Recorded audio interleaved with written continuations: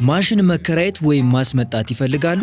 እንግዲያውስ ዜድጂ ኢንጂነሪንግ ለፋውንዴሽን፣ ለአስፋልት ዳርቻ ስራዎች፣ ለኳሪ፣ ለኮንክሪት ስራዎች የሚሆኑ የተለያዩ ማሽኖች ያስመጣል፣ ያከራያል። የአንከርና የፓይል መሰርሰሪያ ማሽኖች፣ የድንጋይ መሰርሰሪያ ማሽኖች፣ ከርብስቶን ማሽኖች፣ ሚኒ ኤክስካቫተሮች፣ ኮንክሪት ፓምፖችና ግራውቲንግ፣ ኮንክሪት ባቺንግ ፕላንቶች፣ ብሎኬት ማሽኖች፣ አስፋልት ሆት ሚክስና ሪሳይክለሮች፣ ሮድ ሐመርና ቤቶች፣ የአፈርና አስፋልት ላብራቶሪ ዕቃዎች፣ የማሽኖች ብልሽት መመርመሪያ ዲያግኖስቲክ ቱሎችና ሌሎችም በኪራይም ሆነ በሽያጭ እናቀርባለን። ዜድጂ ኢንጂነሪንግ አድራሻ ጀሞ ሚካኤል አፍሪካ ህንፃ፣ ስልክ 0931 49 38 56።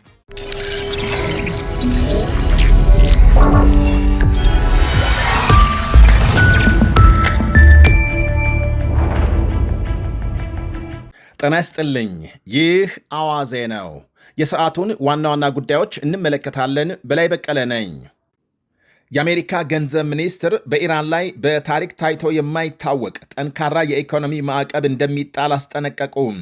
የአሜሪካ ገንዘብ ሚኒስትር ስካት ቤሰንት ለአሜሪካ ወዳጅ ሀገራት ባስተላለፉት ጥሪ ዋሽንግተን የኢራንን ኢኮኖሚ ለማፍረስ ለምታደርገው ጥረት ድጋፍ እንዲሰጡ አሳስበዋል። ሚኒስትሩ ከአንድ የአሜሪካ ቴሌቪዥን ጣቢያ ጋር በነበራቸው ቆይታም ይህን የኢራን ስርዓት እናፈርሰዋለን፣ በመሆኑም የእኛ አጋሮችና መላው ዓለም ውሳኔ ማሳረፍ ያለባቸው ጊዜ አሁን ነው ብለዋል። አክለውም ከእኛ ጋር ናችሁ ወይስ በእኛ ላይ ናችሁ በማለት ሀገራት አቋማቸውን እንዲለዩ ጥሪ አቅርበዋል።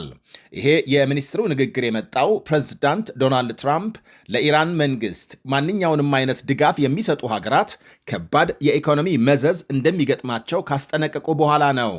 ሚኒስትር ቤሰንት ትራምፕ ሊተገብሯቸው ስላሰቧቸው ዝርዝር እርምጃዎች ማብራሪያ ባይሰጡም የታቀደው የኢኮኖሚ ጫና በቀጣይ ሊከሰት የሚችለውን ክፍተት ወታደራዊ ግጭት እንደሚያስቀር ገልጸዋል። የአዲሱ የኢኮኖሚ ማዕቀብ ዝርዝር መረጃዎች በመጪው ሰኞ በሚሰጠው ጋዜጣዊ መግለጫ ይፋ እንደሚደረግም አረጋግጠዋል።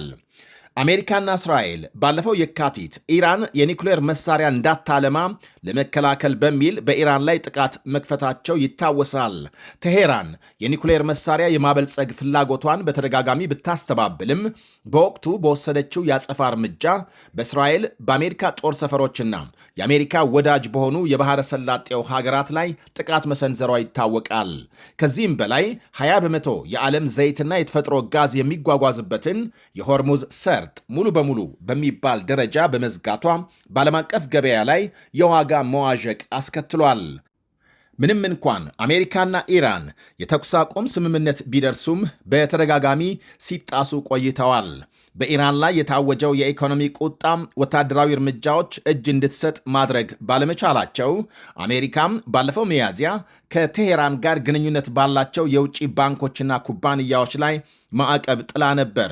በፔንታጎንና በፋይናንስ ሚኒስቴር የታወጀው ኦፕሬሽን ኢኮኖሚክ ፉሪ የተሰኘው ዘመቻም የቴሄራንን የጦርነት አቅም ለማዳከምና የገቢ ምንጮቿን ለመቁረጥ ያለመ ሲሆን የወደብ ከበባዎችንም ያካተተ ነበር። ምንም እንኳን በሰኔ በተፈረመው የመግባቢያ ስምምነት አሜሪካ ማዕቀቦችን በጊዜ ሰሌዳ እንደምትሰርዝ ቢገልጽም አሁን ግን ዋሽንግተን በታሪክ ታይቶ የማይታወቅ እጅግ አስከፊ የኢኮኖሚ ማዕቀብ ለመጣል እየተዘጋጀች መሆኑ ታውቋል።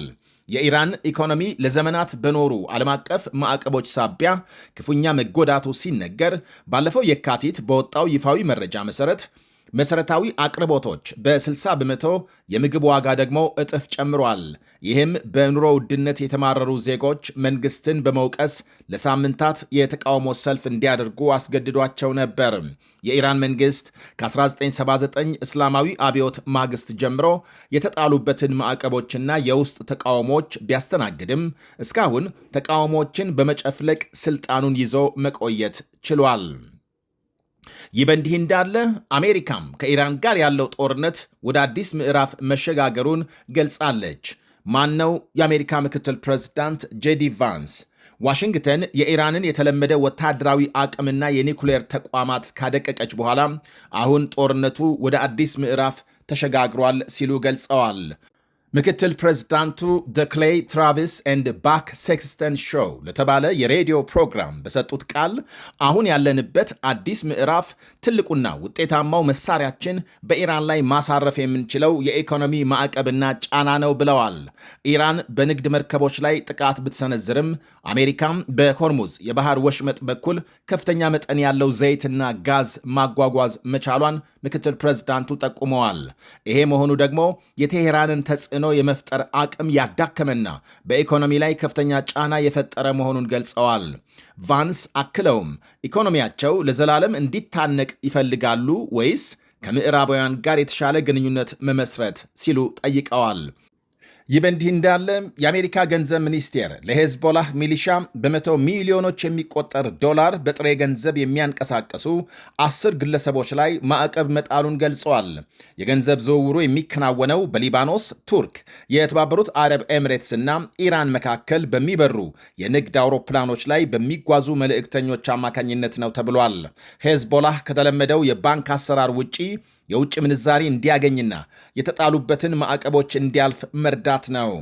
ዩኑስ አልፐር ይልማዝ የተባለ መረቡን በዋናነት የሚመራ የቱርክ ነጋዴ ሲሆን በቱርክ የሚገኙ የገንዘብ መለወጫ ቤቶችን እንደ ሽፋን በመጠቀም ከኢራን የቄድስ ኃይል ጋር ግንኙነት ያላቸውን የባንክ ሂሳቦች ያስተዳድራል። ሌሎች 9 ግለሰቦች ገንዘቡን በመሰብሰብና በማጓጓዝ በማዕቀቡ ተካተዋል።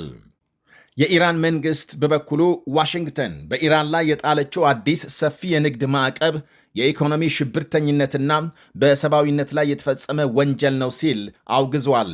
የኢራን ውጭ ጉዳይ ሚኒስቴር ባወጣው መግለጫም ኢራን ደህንነቷንና ብሔራዊ ጥቅሟን ለማስጠበቅ እንዲሁም የአሜሪካንን ወታደራዊ፣ ኢኮኖሚያዊና ፖለቲካዊ የሥነ ልቦና ጥቃቶችን ለመመከት ቆራጥና ጽኑ አቋም አላት ብሏል። በተጨማሪም ኢራን የአሜሪካን ተጽዕኖ ለመቋቋምና ብሔራዊ ጥቅሟን ለማስጠበቅ ሁሉንም የሀገር ውስጥ መሳሪያዎችና አቅሞች እንደምትጠቀም ሚኒስቴሩ ገልጧል። የኢራን ፓርላማ አፈጉባኤ መሐመድ ባጋር ጋሊባፍ ደግሞ የሀገሪቱ ኢኮኖሚ ካላደገና ሕዝቡ ለረሃብ ከተጋለጠ ወታደራዊ ጥንካሬ ብቻውን የኢራንን ሕልውና ሊያስቀጥል እንደማይችል አስጠንቅቀዋል።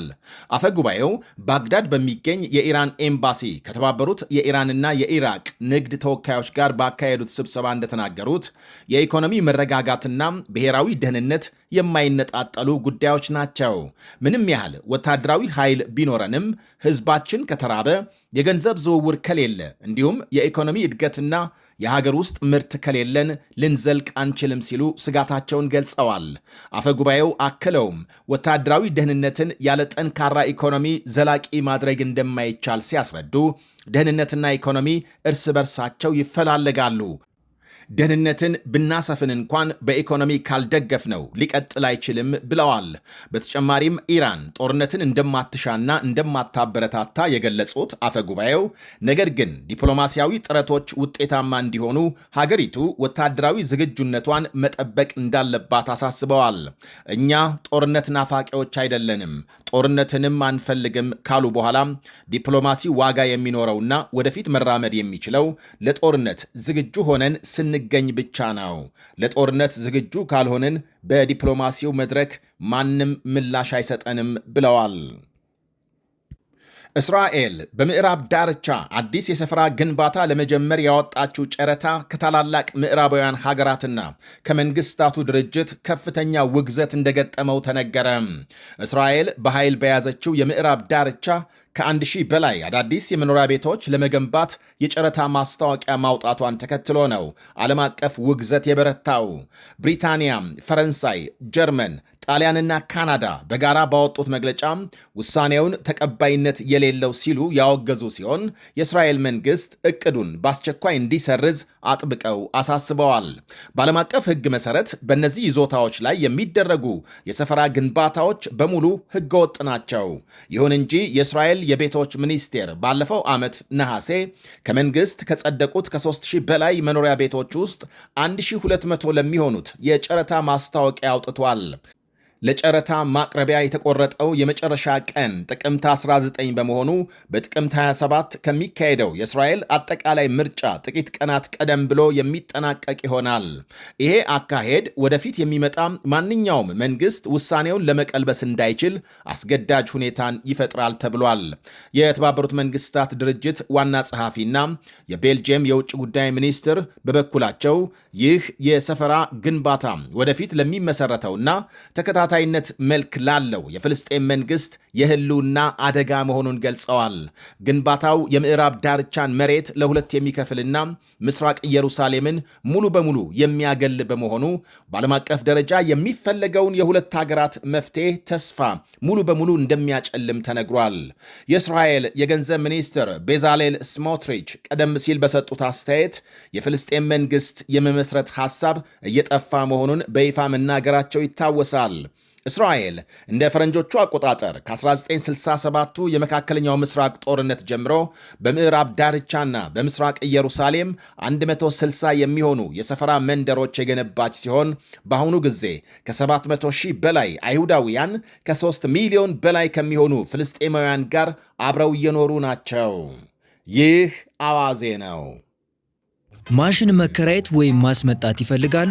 እንግዲያውስ ዜድጂ ኢንጂነሪንግ ለፋውንዴሽን፣ ለአስፋልት ዳርቻ ስራዎች፣ ለኳሪ፣ ለኮንክሪት ስራዎች የሚሆኑ የተለያዩ ማሽኖች ያስመጣል፣ ያከራያል። የአንከርና የፓይል መሰርሰሪያ ማሽኖች፣ የድንጋይ መሰርሰሪያ ማሽኖች፣ ከርብስቶን ማሽኖች፣ ሚኒ ኤክስካቫተሮች፣ ኮንክሪት ፓምፖችና ግራውቲንግ፣ ኮንክሪት ባቺንግ ፕላንቶች፣ ብሎኬት ማሽኖች፣ አስፋልት ሆት ሚክስና ሪሳይክለሮች፣ ሮድ ሐመርና ቤቶች፣ የአፈርና አስፋልት ላቦራቶሪ ዕቃዎች፣ የማሽኖች ብልሽት መመርመሪያ ዲያግኖስቲክ ቱሎችና ሌሎችም በኪራይም ሆነ በሽያጭ እናቀርባለን። ዜድጂ ኢንጂነሪንግ አድራሻ ጀሞ ሚካኤል አፍሪካ ህንፃ፣ ስልክ 0931 49 38 56